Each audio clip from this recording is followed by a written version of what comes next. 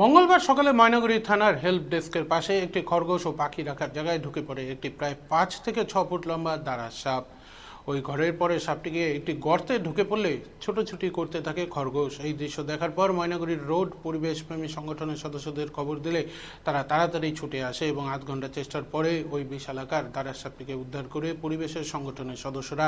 এই ঘটনায় থানায় উপস্থিত মানুষেরা ভিড় করে সাপ দেখার জন্য। পরে সাপটি উদ্ধার করে নিয়ে যায় পরিবেশপ্রেমী সংগঠনের সদস্যরা। সংগঠনের সদস্য অমল রায় জানান, মূলত এই দাঁড়া সাপটি পূর্ণবয়স্ক এবং ৫ থেকে ৬ ফুট লম্বা। এই সাপের সেরকম কোনো বিষ নেই। তিনি বলেন, সাপটি পরবর্তীতে জঙ্গলে ছেড়ে দেওয়া হবে।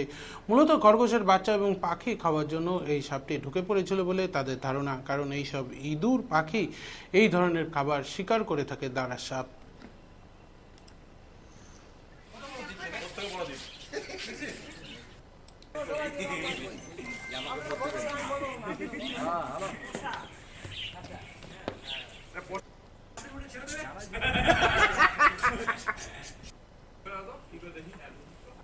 অমল চন্দ্র রায়, হ্যাঁ, পিপিএস এর একজন মেম্বার। কি হয়েছে বলুন?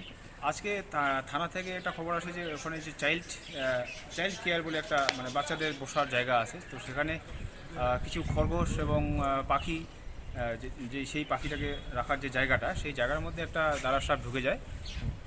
হয়তো পাখির বাচ্চা খাওয়ার জন্যই দাঁড়া সাপটা আসে, তো তারপরে সেটা একটা গর্তের মধ্যে ঢুকে যায়। সেখান থেকে আমরা এটা রেস্কিউ করলাম, একটি প্রাপ্তবয়স্ক দাঁড়া সাপ। কত ফিট হবে? মোটামুটি ৫ ফিটের উপরে হবে। এটা নির্বিষ সাপ, ভয়ের কোনো ব্যাপার নেই। এটা ইংরেজি কি নাম আছে?